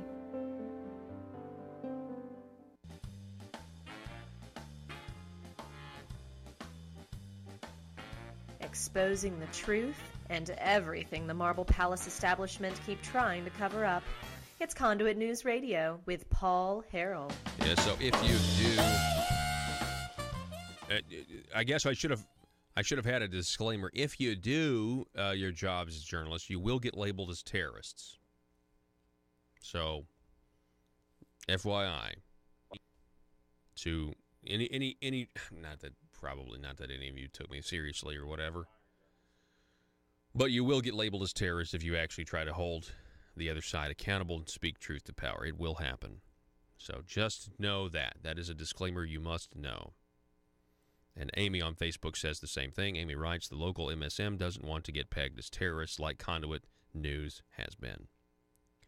That's true, Amy. Phone number is 870-275-9799. We're going to be talking with Mr. Brian Maloney coming back when we come back here in just a little bit about this Brett Kavanaugh situation. Cougars in Arkansas Have you heard about this? Yes. There are not older women seeking younger men, Joe. No, there are cougars in Arkansas. Richard Mason with this piece, and especially the Arkansas Democrat-Gazette. Arkansas cougar sightings continue. We're on the cusp of deer season. We have people, setting out, making sure their food plots are good. We got feeders going up. A lot of you guys are in the woods. I've been out there as well. Got plans to go out there soon, to do some work where I like to harvest deer. And so be careful. There are cougar sightings out there, and you need to know about this. We've had 5 sightings in Pulaski, 1 in Hot Spring County, 1 in Ashley, 1 in Searcy, 1 in Cross, 2 in Columbia, 3 in Lafayette, 1 in Washita, 1 in Van Buren, 1 in Yell, 1 in Dacia, 1 in Union, 1 in Bradley, 1 in Perry, 2 in Benton, 1 in Montgomery, 1 in Polk, 2 in Arkansas, and 1 in Sebastian. There are cougar sightings. That's 19 counties, 28 confirmed sightings. 5 of them were said to be black cougars. 1 was a female with 2 cubs, okay? It's difficult to pinpoint the cougar hotspots, but southwest Arkansas appears to be a breeding population. Let me stop you right there. It appears to be a breeding population, but listen to what the Game and Fish is saying. Headline, Game and Fish says mountain lions are in Arkansas, but are not breeding. This was written by Alicia Dover. What was the date on this? Oh, gosh. 2015. Oh, it was in 2015. 3 years ago. Yeah. So they're not breeding, but we have this. For some reason, I could have sworn I had I think I've got the wrong article here. But anyway, here's May 27th from the Arkansas Game and Fish website. May 27th, 2018. There's a photo of a cougar right there. Confirmed sighting. This was taken in January of 2018. You've got it right there. That looks like a big cat, folks. You need to be careful out there. You need to be very careful. But there have been people saying that there's basically lions in Arkansas for a long time now, and I'm just telling you, the Game and Fish has said, it's not happening, not happening, not happening. We show you that article from 3 years ago, and it is happening. There does appear to be a breeding population. You've got all these sightings. Now, some of these cougars may be being spotted twice and then being counted as 2 separate animals. But it's also possible that each sighting is an individual cougar, and that the most populous county in the state has a significant population of big counts, by the way, because you have Pulaski County in there. Of course, you also have to realize, he writes, that not everyone in the state reads my column, which doesn't appear regularly in the Northwest Arkansas Democrat-Gazette. Since some of the areas of the state, especially in northwest and north-central parts of Arkansas, are more remote and forested, I would have to increase my estimate of cougars in the state by at least a third, which would increase the possible number of cougars to 36. Some cougars would normally be in the deepest of the remaining big woods and well away from any towns and farms. It would stand to reason we have spotted only about 25% of the cougars in the state. If you add the known sightings and extrapolate them to get a definitive number, it could increase to 100 to 125 cougars. That sounds as if we can spot a cougar on every corner, but knowing how many were actually spotted and then considering the deep woods and the Ozarks, the Washitas, and the old-growth timber along our major rivers, you might conclude I have underestimated that number. Now, folks, I'm going to be, listen, this is, again, Richard Mason, special to the Arkansas Democrat-Gazette. I don't think there's any fear-mongering here. And the reason I don't think there's any fear-mongering here is we have heard this for several years now, that since 2015 at least, that people are starting to see big cats in Arkansas. If you're going to hunt this year, be careful, okay? Be on the lookout and have your guard up. Because, safety first. Back in a minute. Like, we only have one utility company that provides power in the city, right? And that's a legal entity, and so that's okay. Well, we don't want to confer that status on businesses, because then that probably helps them escape scrutiny and helps them escape the consequences of a market-based consumer reaction. Yeah, I definitely, I guess I see what you're saying, and I think I just wonder, in order for that to happen, in order for people to vote with their feet in a way and quit using it, I just wonder if there's going to be more revelations as to exactly, what some of these companies have been doing, whether it's privacy or whatever the case may be. Because my whole thing is, if you were to start, let's say, a competitor to Facebook, are you inevitably going to be relying on Google to get it to the top of the search results? And these companies seem to almost be colluding against, conservatives. Sure. Go ahead. Oh, I absolutely think that there is a level of collusion there in the marketplace with regard to tech companies that rely on each other to advance their own bottom line. And let's keep in mind that that's what this is about. This is about advancing their own bottom lines. And in the process, you find that Facebook, Google, Twitter, whatever, do provide a service and make your life easier to some degree. But, life wasn't necessarily all that bad before we had those things. I'm not suggesting we go backwards, but what I am suggesting is that if you don't like what's taking place in the marketplace, do something about it. There's a variety of things people can do. Why do we not have an alternative to Google? Well, Google got so big, and we allowed them to. They got so big that no one else has been able to come in and replicate that and be competitive. And I think, quite frankly, the tech cabal that exists in Silicon Valley is content with that, because you handle that, we'll handle this.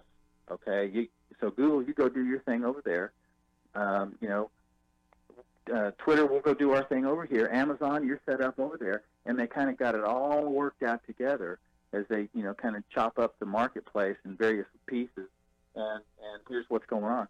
But unless and until some other people recognize, there's room to move in the marketplace, and we can do some things differently. And this is what we're going to be up against. We're going to be up against these tech giants, and this is really bottom line driven. So I don't know.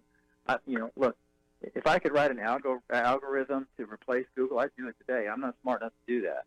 But there's people out there that are. They've just got to be capitalized well enough that they can go out and challenge these tech companies. And I'd like to see some stuff.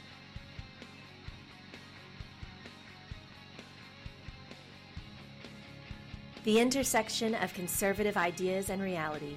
Conduit News Radio with Paul Harrell. All right, ladies and gentlemen, welcome. Thanks so much for being with us today. Again, starting the beginning of your week with us here at the intersection of conservative ideas and reality. Please welcome back to the program. He's the co-founder of the Media Equality Project and editor-in-chief of MediaEqualizer.com. We've got Mr. Brian Maloney back with us. Brian, good morning to you, sir. Hey, thanks for having me on.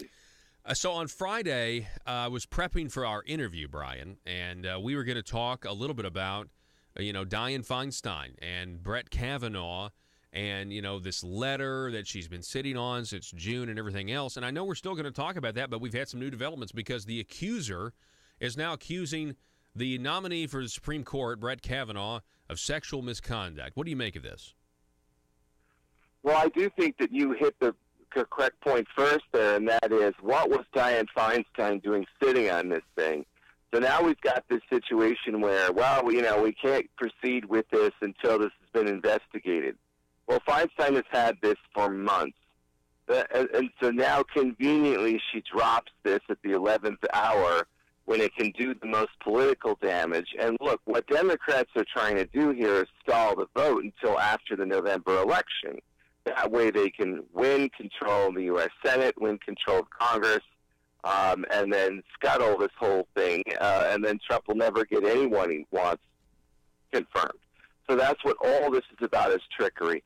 So, am I going to be able to sit here and say that this didn't happen 35 years ago in high school or whatever? No. But, I mean, if you're able to look at this and not feel like it's become a theater of the absurd, I mean, that's exactly what it is. It's absolutely ridiculous what's going on. Yeah, you are exactly right. I also think that there's probably some fundraising to some of this. I know a couple of weeks ago up at MediaEqualizer.com, back when Cory Booker was having his grandstanding Spartacus moment, they were sending out emails fundraising, trying to, they want to run for president, some of these people. Oh, absolutely. There's no question that all this has been an opportunity for, seeing which Democrat looks strongest going into 2020. So there's that. But I just think that Feinstein, she has no excuse, for sitting on something for 3 months and then dropping it when it's politically timed to this extent. So, but the bottom line is that Kavanaugh has now had his reputation smeared. I don't know why anybody would ever want to be on the Supreme Court, run for president, run for office, do anything anymore, because it's all about trickery. And it's all about sliming people at the worst possible moment. Think about it. We're actually now seriously talking about what Kavanaugh may or may not have done in high school. High school. So, if you can look at this and not shake your head in disbelief, I think we're in a very, very sad state of affairs. No, there's no doubt that we are. So this is a delay tactic. I agree with you. That does sound right. They're trying to delay this because they know if they can torpedo his nomination, it's going to be a while before Donald Trump gets another one. It will be after the election, but before there's another nomination. What are your thoughts on this, Brian Maloney, in terms of, the vote, I believe, is scheduled for Thursday. You have one Republican, Jeff Flake, saying we don't need to vote. We need to delay it. What do you think? Or do you think they'll go ahead and stand firm? The White House, as of last night, was standing firm by Kavanaugh's denials, and they were going to move forward. What's Chuck Grassley going to do? What are you hearing? Well, I think, notice how it is one of the most liberal Republicans in the U.S. Senate, Jeff Flake, one who's also on his way out the door, who was the first to jump out and say we need to delay this, almost in tandem with the Democrats. It's like this whole thing was choreographed by the left ahead of time. Now that, look, should they look into this? I guess so. I don't want to sit here and attack this woman except to say that, she does have a history of left-wing activism, of far-left activism that was immediately apparent. There are also some rumors going around I don't want to get into too much yet until we have some more information. But, there's a lot going around, so we need to look into motives. But the bottom line here is that anyone looking to be confirmed to the U.S. Supreme Court in the future is susceptible to any person out there who writes a letter and says, this person did something awful in high school, and then the whole thing is over. No one will ever be confirmed to anything again. That's really where we're at now. Yeah, unless that letter is making an accusation against a liberal progressive that believes in an abortion, and then of course then it will be dropped like a hot potato, like Keith Ellison, who is deputy chair of the DNC. Where there are credible abuse allegations, including a 911 call, and that was swept under the rug by the Democrats. So, they have a very selective sense of outrage about this, no question. Yeah, and you have to ask this, and I can I can appreciate being delicate here, right?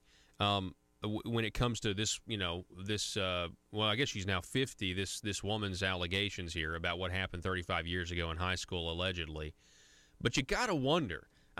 Judge Kavanaugh has been a judge in a high court for a long time, and I know he's going to the highest court here in this situation. But why not come? If it was that big of a deal, and it affected you that much, why wait till now? Unless, I guess I'm saying if there's anybody out there that says I can't believe you're not believing her, well, hang on now, because the fact that she's just now coming out, you can't help but think that this is really just because of political differences. Well, yes, don't forget that Judge Kavanaugh has been subjected to 6 FBI background investigations through the course of his career. 6. None of those FBI investigations ever turned up any of this over the course of all those years. None of them. At some point they would have talked to people that Judge Kavanaugh knew in high school. There's no question. At some point. So where did this come from? I mean, we're right to question the timing and the validity. It's not. We're not saying this woman is making it up, but we're saying that, look, I mean, the circumstances are fishy. Well, I think this is going to be a mess because she's now saying she is willing to testify publicly. And if that happens, I mean, can you just imagine what the fake news media is going to do with this? I mean, they're going to run it live. They're going to replay it constantly. And what this is you can just see, this is an allergic reaction from the swamp, doing everything they can to make sure Donald Trump does not get another Supreme Court justice, does not get to pick another Supreme Court justice before the midterms. And it's right out of the Clarence Thomas, Anita Hill playbook. I mean, there's no, except that now we're talking about high school. You know, I mean, really, I mean, next time it will be middle school, you know? Yeah. I mean, that's really where we're going with this. It's just going to keep getting dumber every time. I guess towards the end of last week, when it was revealed that Dianne Feinstein, again, Senator Dianne Feinstein, who I want to remind everybody may in fact be a Chinese agent. I mean, she definitely had, she's ignorant. I didn't know I employed somebody for decades, that was my driver that was working for the Chinese government until the FBI told me. I swear I didn't know. But so Dianne Feinstein, she sits on this letter since June. And then the report that I read, Brian, said that the FBI, she referred it to the FBI. That was the headline, but the FBI says, we're not investigating this. Now that the accuser has come forward, I wonder if that might change. Well, now, when you have this Jeff Flake kind of situation where you have a couple of Republicans, I mean, it does seem like it changes the dynamic. But you're absolutely right about Dianne Feinstein, one of the least trustworthy people in the U.S. Senate, not just because her driver was a spy for China, but that her husband, Richard Blum, has been working, has been closely tied with the Communist Party leaders in China for decades because of his business dealings. So, I mean, really, this is a person who really should have left office a long time ago. Dianne Feinstein at this point is absolutely ancient and just so entrenched in the swamp that Yeah, and I saw where even Ruth Bader Ginsburg was talking about how hyper-partisan the confirmation process is. And, we've really seen that. I mean, if you go back, a couple of decades, this used to be a very bipartisan process where you had people getting confirmed 90 with 90 yes votes. And now the margins are so thin because there are clearly two different philosophies on how to, interpret the Constitution of the United States, Brian. Well, sure, one party wants to flush it down the toilet. That's their interpretation of the Constitution. There are two different ways of looking at it. One side values it and the other doesn't. So that's the bottom line here. But we are living in ridiculous times, and news, the fake news media has become more absurd than ever. But I mean, at some point, this is going to come back to haunt them because they're going to have a Democratic president, and who's going to want to confirm somebody to the U.S. Supreme Court, and they've opened the door for a lot of shenanigans here. So, well, I'm just, I don't know what to do in this situation. Like, I don't know. Do you go ahead and have the vote anyway? And what are they going to do if you did? I mean, you talk about meltdown mode. And again, the American people, I think, see through this for exactly what it is. And I think they think this is absurd and ridiculous. Look, this is a numbers game. It's about counting to 51, and that's the bottom line. If Jeff Flake or somebody is not going to vote, Susan Collins especially, if they come out and say, I'm not voting for this, then the thing, that it's effectively dead because you don't have the votes. So, well, the other issue though are the Democratic senators from red states and how they're going to vote. But look, if they have Jeff Flake and other people providing cover for them, they'll go ahead and know as well. So if you don't have 51, then there's no point in proceeding with the vote. So Republicans the leadership doesn't have that much power over this. It all depends. But someone like Flake, we can't get rid of that guy fast enough. Yeah. Okay, so if in fact this is now stalled and delayed, what does that mean about the midterm elections. I mean, that's got to be a motivator for those of us on the right to get out and vote. Well, that's why our group, we have created a new super PAC called Red Wave America, and we're actually intervening in these races because we're so disgusted. Because our members, we have a group called Stop the Scalpings on Facebook. We have 111,000 members there, and they asked us to become more activists in nature. So we created a group, which you can look up our page on Facebook called Red Wave. Just type that in one word. Yeah, you broke up there, Brian, a little bit. You broke up there. Yeah. Red Wave, say Sure. again. So we have our new group, Red Wave America, and you just use the @ symbol and look us up on Facebook. So we're intervening in some of these races because, look, the left is trying to take down Ted Cruz in Texas with one of the sleaziest candidates they've put forward in a long time, this guy, Beto O'Rourke, who pretends to be Hispanic but isn't, and, who is Irish American but pretends to be Hispanic with a name that's just a nickname that, he made up. So this is the kind of what we're facing in 2018. This is ridiculous. Brian Maloney, I appreciate it. Editor-in-Chief, MediaEqualizer.com. Go there now for some great stories and great insight. Brian, it's always great to have you on and to have your analysis. I appreciate it, sir. Thank you so much. All righty. Have a great morning. Folks, we're going to take a break. That's Brian Maloney again. It's MediaEqualizer.com. We're going to have this video cut up for you. It'll be available at ConduitNews.com at some point today. If you want it, get notified when it's up so you can share it with your friends about the importance of what's going on, and we're going to have to get out and vote. You're going to have to call your friends. Arkansas may be safe. Don't take for granted District 2, though, with French Hill. He needs to go back to D.C., but you're going to have to call all your friends in other states. Anybody in other states, friends, family, relatives, whatever, you got to get them out. You got to go vote. You got to tell them. If this, in fact, does now stall and is delayed because, of the era that we live in, the Me Too era, then the stakes are now going to be even higher coming this November. So anyway, Check that out. We're going to take a break and be back here in just a moment. Thanks so much for listening. If you believe the Second Amendment protects your right to defend your home with a firearm, where do you turn if the government confiscates your gun? To the courthouse. The Founding Fathers created your Seventh Amendment right to a civil jury to protect your freedoms. The courthouse is where you fight the overreaching hand of government. And the Brad Hendricks Law Firm is where the fight starts. Call the Brad Hendricks Law Firm at 501-221-0444. The Brad Hendricks Law Firm in Little Rock, standing ready using the Seventh Amendment to protect your Second Amendment rights.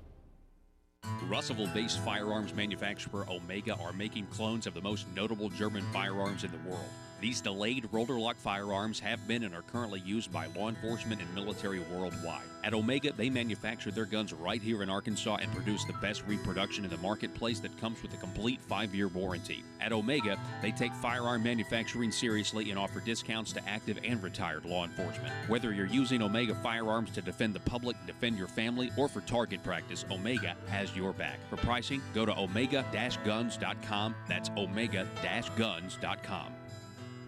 If you're like me, you believe that small business is the heart of Arkansas's economic engine, and it should be viewed that way by the politicians in Little Rock. Conduit for Commerce also believes, like you and I believe, policies that achieve less regulation and lower taxation help small business in Arkansas thrive. Other policies like small, constitutionally consistent government and reducing citizen dependency on government keeps it from growing and expanding its influence on our daily lives. Conduit for Commerce works every day to educate the general public and legislators on these important priorities in the name of Arkansas small business. By the way, contributions to Conduit for Commerce are tax deductible. Log on now to conduitforcommerce.org and click on Contact Us on the right side of the page. That's conduitforcommerce.org. Go there now and learn the facts on protecting small business in Arkansas.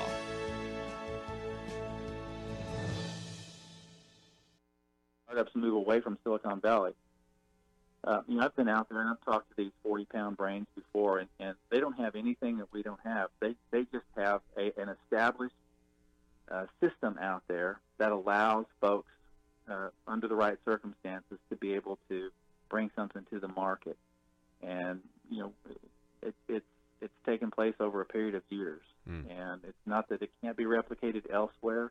It's just that's where it has, they have coalesced around this tech corridor in Silicon Valley, and that's where all the things happen. It doesn't have to be that way, but that's the way it is right now. Congressman Rick Crawford, I appreciate it. It's always great, and I love the discussion and your thoughts on these subjects. And I know the people of Arkansas are, excited about the work you're doing and pleased with what you're doing on the House Intel Committee. And I can't thank you enough, sir. You bet. My privilege. All Thanks, right. man. Yes. Have a great weekend. Folks. Bob Maloney here from ASA News, The Parrot. Breaking news from the Capitol in Little Rock. Over now to our new on-site reporter, Susan Shenanigans. Susan? Thanks, Bob. The governor has just announced that a blue ribbon task force is to be formed. Today, I'm asking your support for a blue ribbon legislative task force to be created and directed to recommend further reform. Now we go live to the chamber to listen in for more information on the task force. I hereby call this session into order. First on the agenda for today is the formation of the Blue Ribbon Task Force. Is there anyone who would like to give their thoughts on the task force? Yes, as someone who's deeply conservative, why is the governor choosing the color blue for this task force? Sounds like he's really a Democrat loyalist. Why not a red ribbon to prove he's a true conservative? Well, I represent Walmart, and we agree with the color of the task force ribbon. The color blue is best consistent with the Walmart brand. I object to this choice. Blue is the wrong color ribbon for this task force. Well, who are you? I am Mr. P.C. Wrights, and I represent Target, and we want the ribbon to be red, not blue. Hold it right there. This seems like a tough decision. Why not ask the governor to call a special session at a later date for an important decision as this? I think this is something worth talking about. I motion that we decide the color of the ribbon today. I second it. Fine. We can decide it now. Does anyone have any other suggestions for the color of the ribbon? I think the color should be white. Whoa. Hold on. Definitely not white. I agree with Mr. P.C. Wrights. Maybe we should choose green for the farmers. You like the color green because you are a farmer. I think it should be purple, so we can display how Arkansas is an extremely moderate state. Why are we even discussing this? Shouldn't we be talking about tax reform instead of wasting time with this? Well, the people have spoken. They believe this is worth talking about, so we are deciding this now. Excuse me, sir, but shouldn't the color of the ribbon be rainbow to include all types of people? Please, silence your phones. I just received a call from Walmart HQ, and they agree with, what was your name again? My name is Fabulous. They agree with Fabulous that the color should be rainbow. Target concurs with the decision of it being rainbow-colored ribbon. Is there a motion to make the ribbon rainbow-colored? I motion to make the color rainbow. I second the motion. The motion carries because I said so. The committee will now vote and not be on record to keep the people in the dark. Back to you, Bob. Thank you, Susan. And thank you for listening to ASA News, The Parrot. Next up, there are reports of a gorilla on top of the Capitol Dome demanding massive sums of taxpayer cash. His name? Medicaid expansion.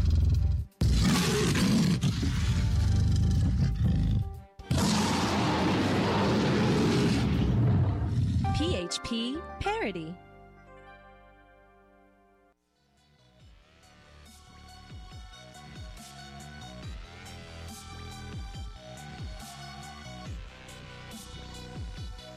Need your daily news fix? Don't forget to tune in to Conduit News Radio with Paul Harrell. The House Permanent Select Committee on Intelligence, the chairman Devin Nunes, got to interview him last week. They plan to release the transcripts of interviews of around 70 witnesses in the Trump-Russia probe within the next few weeks. I saw that there was a Hill interview done by Buck Sexton of Representative Jim Jordan, where it is now said that Lisa Page, in behind the scenes or behind closed door, interviews or questions, admitted that this, according to reports now, she admitted that there was no evidence of Russia collusion, leading all the way up to the appointment of Special Counsel Robert Mueller.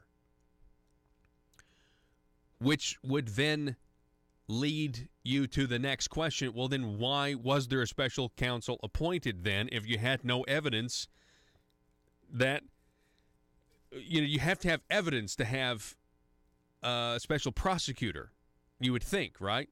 But if they had been investigating this whole time and they never found any evidence, and then you appoint the special prosecutor anyway, it's actually really, really big news. Back to the Brett Kavanaugh situation, we now have Senator Jeff Flake and Senator Bob Corker, both senators who are retiring, good riddance. They are now saying that the committee should not vote on Kavanaugh's nomination until they talk to the accuser. Then Senator Lisa Murkowski, Republican from Alaska, said they might have to consider delaying the vote as well. So that would be 3 Republicans, and who knows what Collins is going to do, and it's going to be a giant mess. The Daily Caller News Foundation, with a story out, Peter Hassan, the DNC chair, calls for Kavanaugh investigation as questions about Ellison's alleged abuse remain unanswered. Now Democrat Keith Ellison, I'm sorry, the DNC chair is actually Tom Perez. He calls for an investigation into sexual misconduct allegations against the Supreme Court nominee Brett Kavanaugh, but still nothing about Keith Ellison. And, we can't really we can't really even talk about this for too long, honestly. I mean, it's almost like a double standard. No one cares about double standards anymore. Have you noticed this? On either side, the Republican Party or the Democrat Party, no one cares about double standards. It's all based on the only way a double standard matters, the only way somebody would correct their double standard and not, look like a hypocrite is if it depends on the time of day, the environment at the time. What is the 24 news cycle at the time, and what is the 24 news cycle, the 24-hour news cycle based on now? It's mostly based on emotions. It's mostly just based on, okay, what emotion can we elicit out of you? Can we, the mainstream media very, very much a catalyst now. It's like they're like enzymes, and they're starting these reactions with people based on half-truths, if not outright lies and deception. And so that's the only reason a double standard matters today. It's all subjective, okay? But most of the time, people just ignore double standards. So the DNC is outraged about Kavanaugh, but they don't really care about Keith Ellison abusing his girlfriend, and there's a 911 tape about it. Right? Oh, that doesn't matter. Who cares? Right? Who cares? The only reason Al Franken had to resign was because of the Roy Moore situation, and those two were so close together. So and they wanted Roy Moore to lose, and so Al Franken had, because they were happening at the same time where the media was trying to get the same emotional reaction. And had they not piled on Al Franken and had him resign, then it would have given an excuse for the whole Roy Moore thing to continue, and it would have undermined their narrative to where, because it's so close together. See, people have a very, very bad very, very bad long-term memory. And so the further you get away from the event, the double standard doesn't matter, because a lot of people, especially on the left, they don't think critically. They just absorb whatever they're fed by the media elites. And so here we are. Most of the time, the double standards don't matter. And the Keith Ellison thing happened a long time ago. Well, a long time ago in voter years. Or in voter time, rather. Which is a good short-term memory, which is only about a week and a half tops. That's what a short-term memory is. Okay, we are going to see you tomorrow.